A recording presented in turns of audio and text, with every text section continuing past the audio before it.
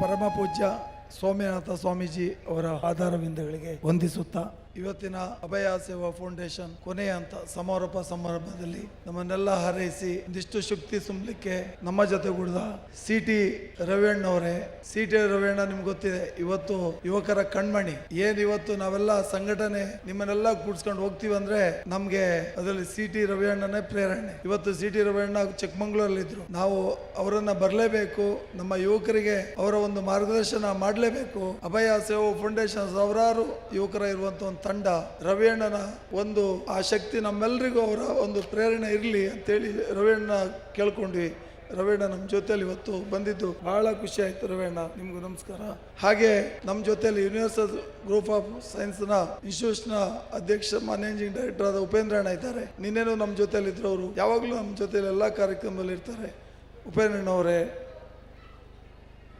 ನಮ್ಮ ಬಿಜೆಪಿಯ ಯುವ ಮುಖಂಡರು, ನಮ್ಮೆಲ್ಲರ ಒಂದು ಯುವ ಶಕ್ತಿಯ ಜೊತೆಯಲ್ಲಿ ಇರುವಂಥವ್ರವರು ಮಾಲತೇಶ್ ಅಣ್ಣವರು, ಮಾಲತೇಶ್ ಅಣ್ಣರಿಗೂ ನಮಸ್ಕಾರ.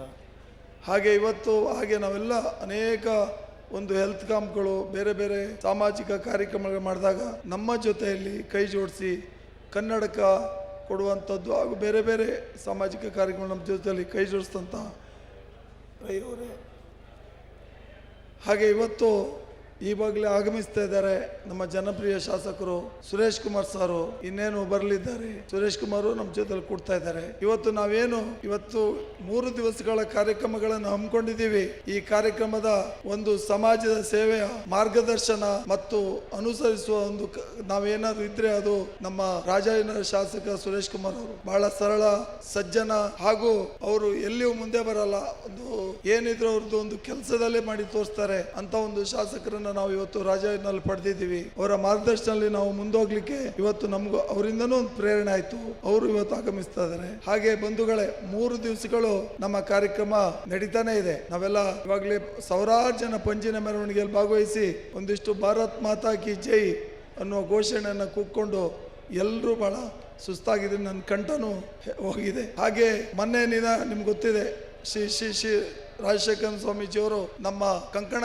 ಕೈಗಾರಿಕೆ ಆಗಮಿಸಿ ನಮ್ಮನ್ನ ಆಶೀರ್ವಚನ ಮಾಡಿದ್ರು. ದಕ್ಷಿಣ ಭಾರತದ ರಾಷ್ಟ್ರೀಯ ಸ್ವಯಂ ಸೇವಕ ಸಂಘದ ತಿಪ್ಪೇಸ್ವಾಮೀಜಿಯವರು ನಮ್ಮನ್ನು ಬೌದ್ಧಿಕವನ್ನು ತಗೊಂಡು ಮಾರ್ಗದರ್ಶನ ಕೊಟ್ಟರು.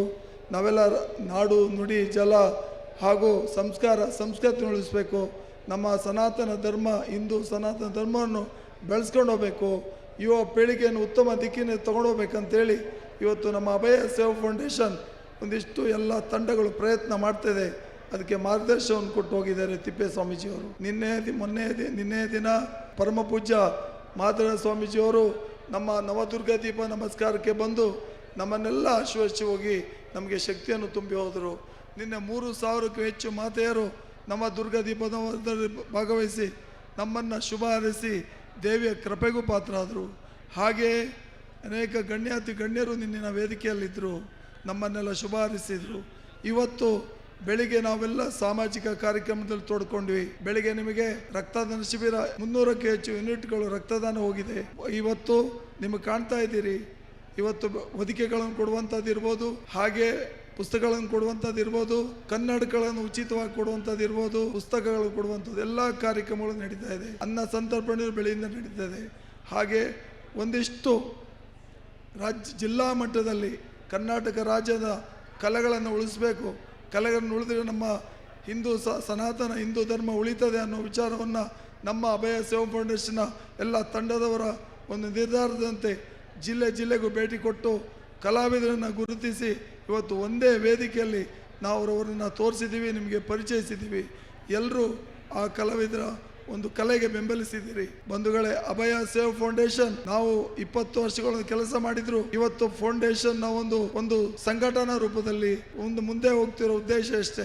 ನಾವು ಎಲ್ಲಿ ಕಡೆ ವ್ಯಕ್ತಿಯನ್ನ ಗುರುತಿಸಬೇಕು, ಅಶಕ್ತರನ್ನ ಗುರುತಿಸಬೇಕು ಅನ್ನೋದೇ ಅಭಯ ಸೇವಾ ಫೌಂಡೇಶನ್ ಗುರಿ. ನಮ್ಮ ಪೋಸ್ಟರ್ ನೋಡಿರ್ತೀರಿ, ಸ್ಲೋಗನ್ ಅಲ್ಲಿ ಇದೆ, ಬನ್ನಿ ಭರವಸೆಯ ನಾಳೆಗೆ. ಇವತ್ತು ಯಾರು ಕಷ್ಟದಲ್ಲಿದ್ದೀರಿ, ಯಾರು ನೊಂದಂತ ಜೀವ ಇದೆ, ನೀವು ಭರವಸೆಯನ್ನ ಕಳ್ಕೋಬೇಡಿ. ನಾಳೆ ದಿನವಿಗೆ ಉತ್ತಮ ದಿನ ಬರ್ತದೆ. ನೀವು ಯಾವುದೇ ನಿರ್ಧಾರವನ್ನು ತಗೊಳ್ಬೇಡಿ, ಯಾವುದೇ ಧರ್ಮಕ್ಕೆ ಹೋಗಬೇಡಿ. ನಮ್ಮ ಧರ್ಮ ಇವತ್ತು ನಮ್ಮನ್ನ ಕಾಪಾಡ್ತಾ ಇದೆ, ನಾವು ನಂಬಿದ ದೇವರು ನಮ್ಮನ್ನು ರಕ್ಷಣೆ ಮಾಡ್ತಾ ಇದೆ. ಮುಂದಿನ ದಿನದಲ್ಲಿ ನಿಮಗೆ ಉತ್ತಮ ದಿನ ಬರ್ತದೆ. ನಿಮ್ಮ ಕುಟುಂಬ ತುಂಬ ಯಶಸ್ವಿ ಆಗ್ತದೆ.